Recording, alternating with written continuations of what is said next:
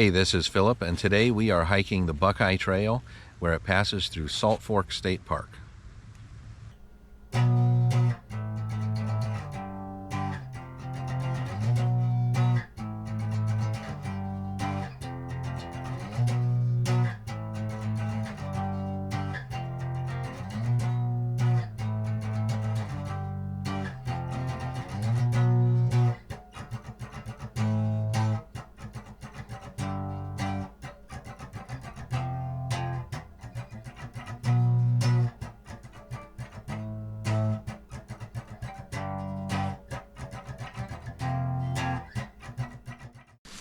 Okay, we are at Salt Fork State Park, hiking the Buckeye Trail where it passes through.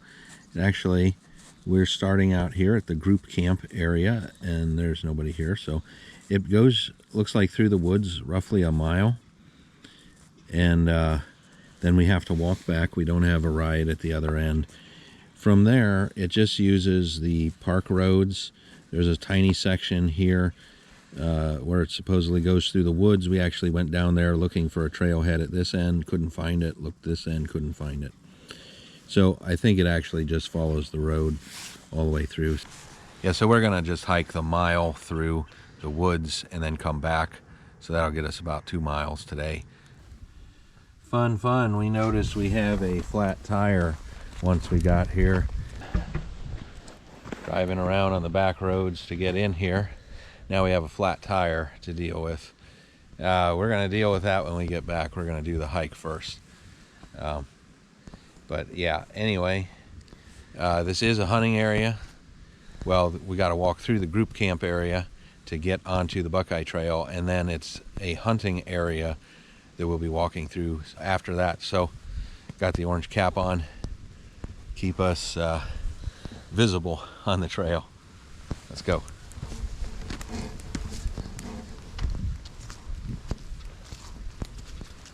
Buckeye Trail uses blue blazes. Just have to follow the blue blazes as we find them. First walk through the group camp area. Thankfully that is not in use.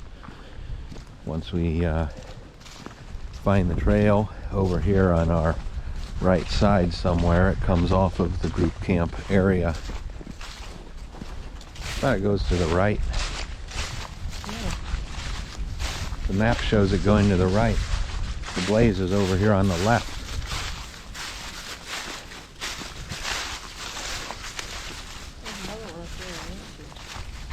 Where? Oh. Okay. Yeah, so the map and reality don't match up. So according to the map, the Buckeye Trail, we should be going to the right back there somewhere. And anyway, we end up going to the left. So according to the map, we're supposed to make a right out of the group camp area, pretty close to the gate back there. But reality is it's actually further up on the loop and we go left. The group camp area looks nice, you know, if you have a big group. Buckeye Trail coming up.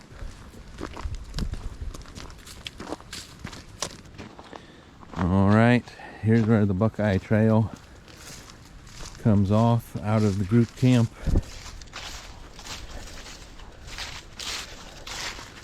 On the left side. Not on the right side, as according to the map. All right, we are now on the Buckeye Trail.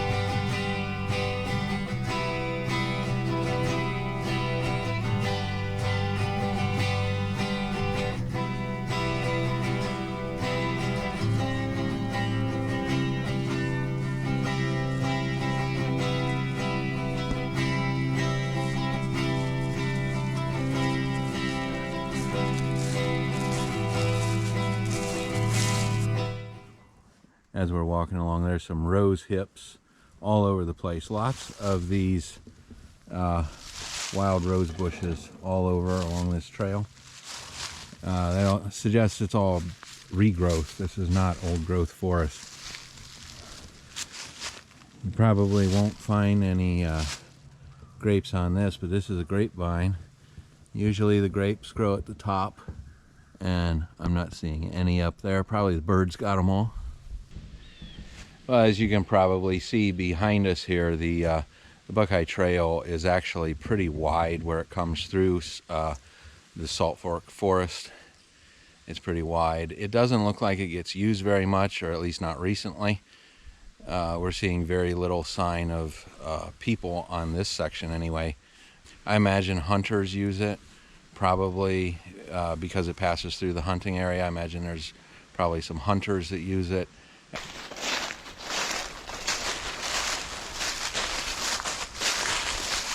Yeah, there's no sign of anybody using this for a while. Some of these leaves have been here for quite some time. They're not really disturbed very much. All right, here something ran through. It's fairly straight and goes into the woods, so it's probably a deer.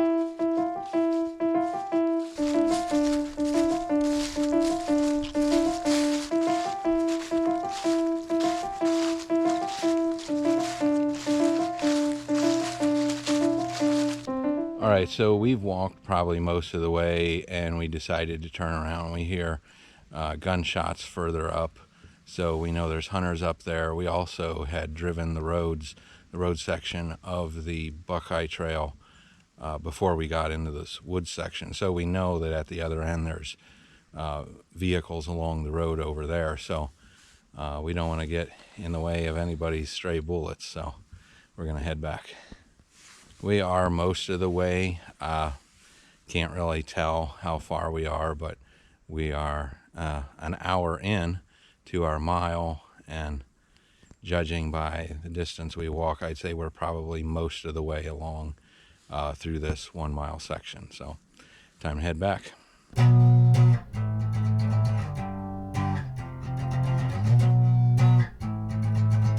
Hi, this is Denise, and today we're gonna make a mocha. This is a special kind of mocha. It's a mocha that doesn't have any coffee, very little caffeine in it. All you need is 4 simple ingredients: hot water, hot chocolate mix, dandelion tea, and milk.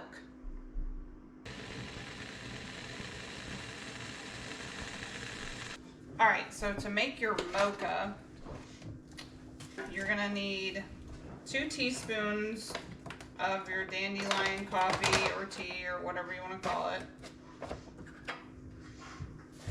And you want to get about 2 heaping teaspoons, about like that. Now we're gonna add our hot chocolate mix. And then we're gonna add the hot water. And you're gonna wanna fill your mug about 2/3 of the way full. And stir briskly. Dandelion coffee, a lot of reasons why people call it dandelion coffee is because it kind of has a flavor like coffee, but it's caffeine free. And now we're gonna add a little bit of milk.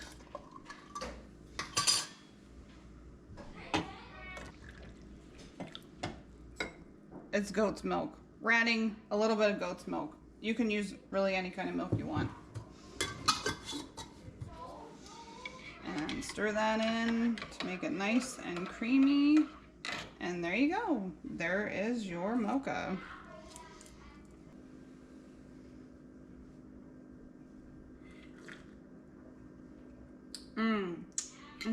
That's really yummy. It tastes a little bit like a coffee, like your mocha that you get at the coffee shop. And a little bit like hot chocolate. And it's nice and creamy with the milk. It tastes really, really good. I think I'm gonna make one for them when they get back from their hike.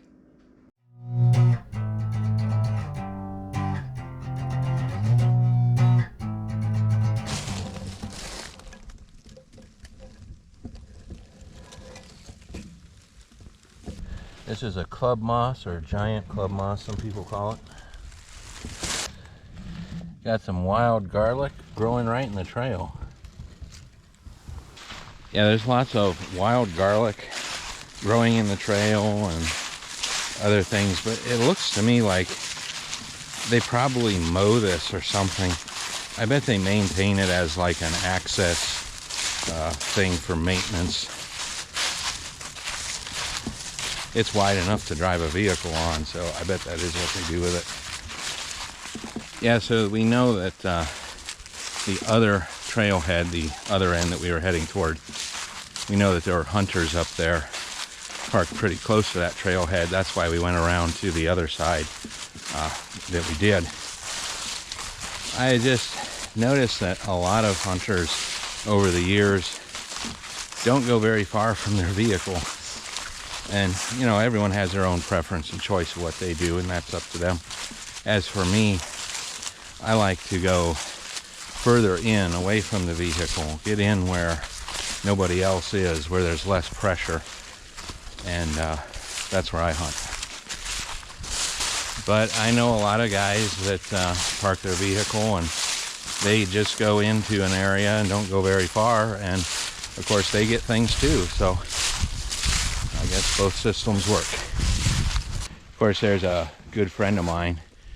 He took some guys deer hunting, and he drove the vehicle, and he thought he'd hunt too, and he just sat near the vehicle, decided once they got there not to really hunt, and the other guys went ahead. They went on in, and they were there for a while, and they didn't see anything, so they decided to leave.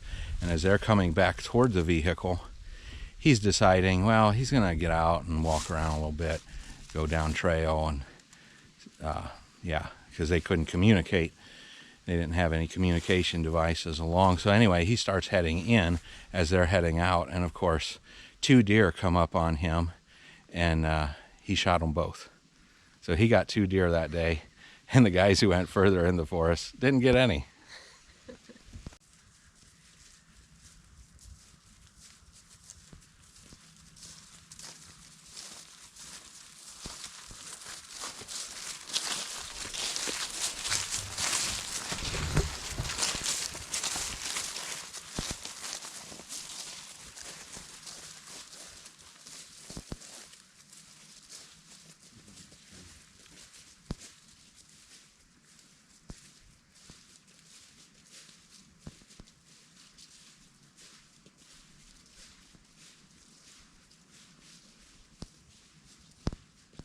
Okay, so typical of public hunting land, you have forest, and then they have a strip of like meadow planted, and then a strip of forest, and then a strip of meadow, and then a strip of forest, and so on.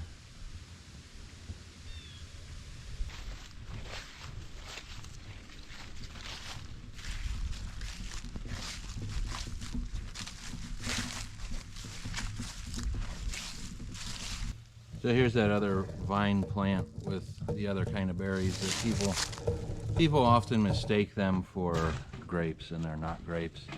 But there's the vine, there's what the leaf looks like. I don't know what plant that is. I've just seen it around a lot, and I know that people have mistaken it for wild grapes, even though it's not. If you know what that thing is called, put it in the comments below. I'd like to know more about it. All right, we've come across some walnuts in the trail. This is what they look like with the husks on. Looks like that probably fell this year. If it was from last year, the husk would be off already. From this year, it'll have the husk on, and they basically rot off over the winter time. We're out of the woods. We're back at the group camp.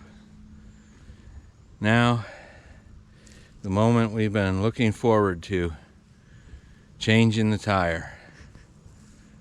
Who gets to change the tire? You want to change the tire? Oh. I think he needs the experience learning how to change tires. This would be a good time for him to learn. No, just kidding.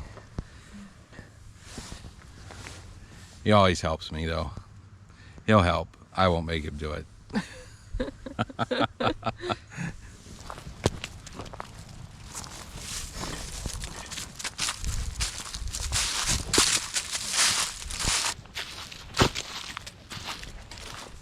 Got a bunch of walnuts laying around here in the camp, so walnut baseball.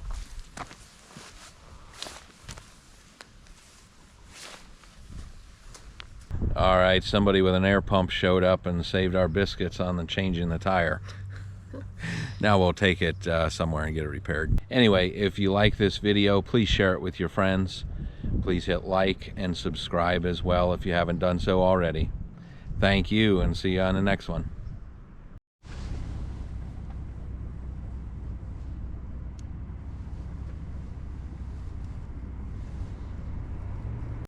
Hi, this is Denise, Philip's better half.